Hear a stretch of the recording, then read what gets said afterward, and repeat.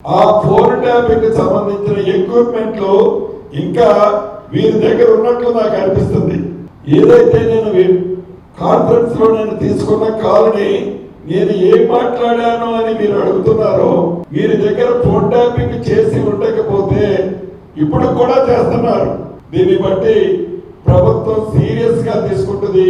ఈ phone tapping equipment ఇంకా ఉన్నది అని నిర్ధారణ అవుతుంది. తప్పకుండా ఈ ఫోన్ ట్యాపింగ్ సంబంధించిన దాంట్లో వీరి పాత్ర ఏముందో కూడా ఈ ప్రభుత్వం ఓపెన్ చేస్తుంది. ఇంకా ఎన్ని ఎక్విప్మెంట్లు ఏ మామిడి తోటలలో ఏ ఫామ్ హౌసెస్ లో ఎవరు ఇంట్లో ఉండి ఇంకా దొంగతనంగా ఈ ఫోన్ ట్యాపింగ్ లో ఎంతమంది ఉంటున్నారో ఈ ప్రభుత్వం ఎంక్వైరీ చేసి వారిని కూడా చట్టరీత్యా తగు చర్యలు వారి మీద కూడా తీసుకోవడం జరుగుతుంది. ఇన్నారు కదా, ప్రతిపక్షంలున్నా కూడా ఇంకా ఫోన్ ట్యాపింగ్లు చేస్తున్నారట కారు పార్టీలు. విచారణ చేసి వాళ్ళ మీద చర్యలు తీసుకుంటామని అంటున్నాడు మంత్రి సీనన్న.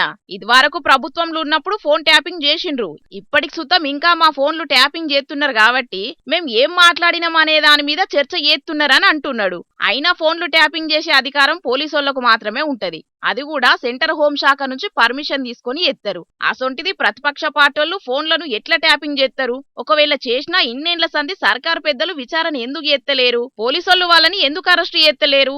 ఏదో సీరియళ్లను సాగదీసినట్టే ఈ ఫోన్ ట్యాపింగ్ కేసును కూడా సాగదీసుకపోకుండా ఇప్పటికైనా ఫోన్ ట్యాపింగ్ వివాదానికి పులి స్టాప్ పెట్టేటట్టు పకడ్బందీగా విచారణ చేసి తప్పు చేసినోళ్ల మీద చేస్తున్నోళ్ల మీద చర్యలు తీసుకోవాలని డిమాండ్ చేస్తున్నారు కొందరు కామన్ పబ్లిక్.